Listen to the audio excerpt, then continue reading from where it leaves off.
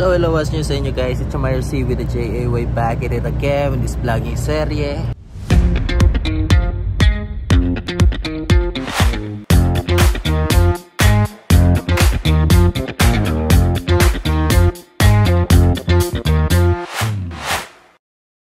So ngayon guys, nandito kami sa Malaysia. 3 days na kami dito. So hindi ako nakapag-video ng aking unang araw at pangalawang araw dito kasi wala namang ganap. Tapos kasarado ang aming bodega. Pag nakikita kasi nila madilim yung ulap, kagaya niyan, sinasara na agad nila. Kaya medyo matagal kami dito. Kaso nga lang, wala kaming ganap. Walang sure pass. Pero inaayos na daw, baka meron naman. Pero wala pa rin panlabas dahil ubos na yung pera. Naubos na sa Pilipinas. Wala ng dollar. Napapalitan na lahat sa Pilipinas. Wala ng panggastos. So hindi ko alam kung makakalabas pa. Ang ganda sana pumunta dun, oh. Ang ganda sana pumunta dyan, oh. Labasan na yan guys, oh. Ang lapit-lapit lang, oh. Sakay ka lang ng taxi dyan. Tapos hindi ko alam kung anong meron dyan. Pero maganda siguro dyan. Kaso nga lang, wala kaming pera na. Ubos na. Kasi nga, nagkaroon kami ng biyahe sa Pilipinas. Bilis maubos ng pera guys pag sa Pilipinas. So, ganun lang. Hindi natin alam kung anong ganap natin dito. Pero pwede din naman daw pala pumunta doon sa kantin. Dito yun sa loob. Kaya kahit di na kailangan ng shore pass. So, malaman. Mamaya kung ginutom, punta na lang doon kung anong pagkain doon. Kasi yung iba namin kasama nakapunta na doon. Nakabili na sila ng mga pagkain. Parang masarap naman. Try natin yung mga Malaysian foods. Kung anong lasa. So, yeah. Let's go!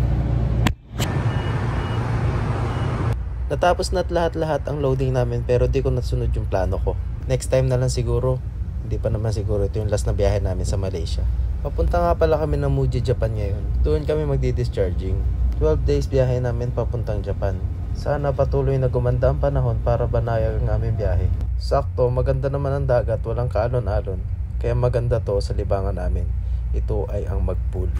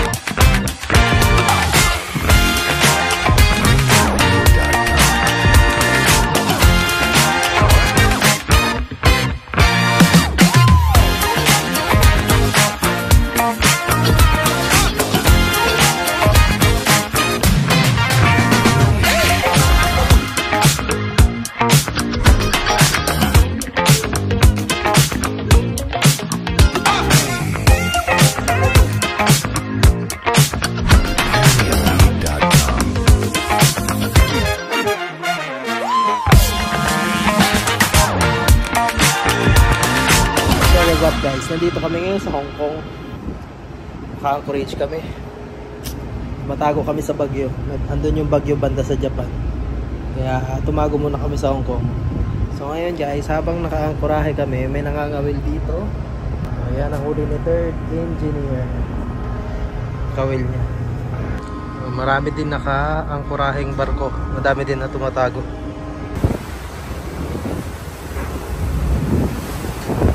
Mahigit 2 araw din kaming tumago sa bagyo. Tapos umalis na rin agad kami nung nalaman namin okay na yung panahon. Pero kahit ganun pa man, malalaki pa rin yung alon. Ito ang pinakaayaw ko sa lahat. Kasi hindi ka makakapagtrabaho ng maayos pag maalon. Sobrang hirap magluto. Makikipaghabulan ka talaga sa mga rekado. Pag mga ganitong sistema, ang sarap na lang magnegosyo. Pero kahit ganun pa man, hindi natin kailangan indahin ito. 4 days pa ang biyahe namin papuntang Japan. Kaya 4 na araw pa kami nga alunin. Puti na lang din at sanay na rin ako sa alon. Kaya hindi ko masyadong iniinda ito. Nanood na lang ako ng movie kaysa yung mga alon yung panoorin ko. Sabayan ko na lang rin ng food trip para di ko maramdaman yung alon.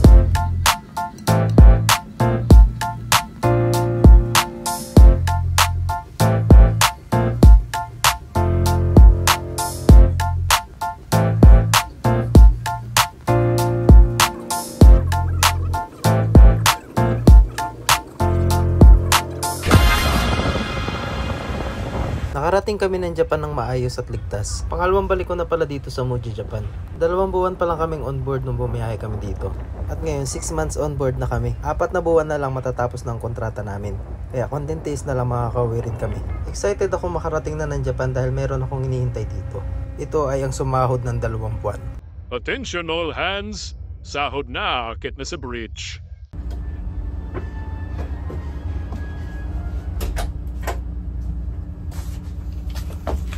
So what's up guys? Kuha ko na yung sahod ko, 2 buwan. Bawas na ito dahil nagbayad din ako ng mga utang. So ngayon guys ay lalabas ako. Bibili ako ng kung ano man ang mabili ko sa labas. Tara, samahan niyo ako. Let's go! So ayun guys, nakalabas na ako. Winter season na dito sa Japan. So balot na balot ako. Sobrang lamig. So ang bibilin ko lang ngayon guys ay tubig. Tapos konting snack siguro. Tapos bibili ako ng McDo. Nakakamiss din kasi ang McDo. Malapit lang pala dito labasan guys. Walking distance lang. Mga 5 minutes na lakad siguro. May limit din yung paglabas dito. Hanggang alas 8 lang sila ng gabi. Sasara na nila yung gate. Kaya medyo konting oras lang rin tayo lalabas para hindi tayo maabutan ng pagsara ng gate. Ito na yung McDo guys. May na tayo bibili dyan. Bili muna tayo ng tubig para hindi tayo mahirapan. Doon muna tayo diretso. Grocery muna.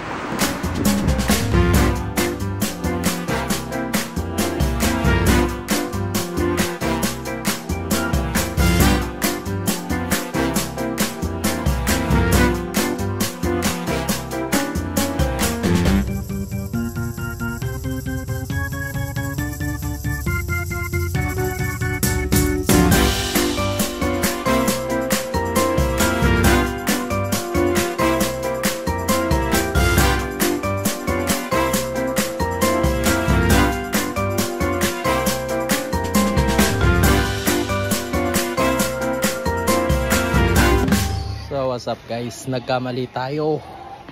Hindi tayo nakadala ng trolley, wala sila ng malaking tubig. Litro lang yung tubig nila dito. So bukas na lang tayo bibili. Balik na lang tayo bukas. Pabalik na ako ng barko.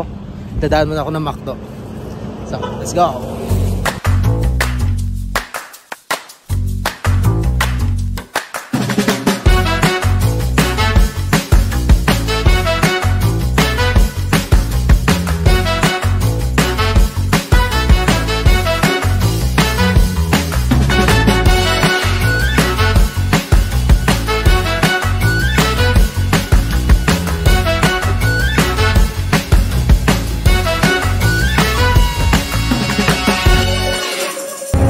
Guys, hindi ko na pala kailangan bumili ng tubig.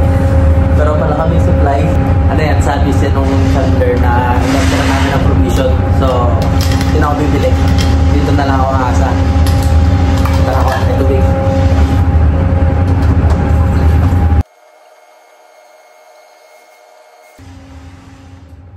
Gabi na naman, oras na naman ng pahinga. Ganun lang yung buhay dito sa barko, paulit-ulit lang dito. Konting tiis na lang, matatapos na ang kontrata ko. Magugulat na lang ako sa sunod na mulat ko, nasa lupa na ako.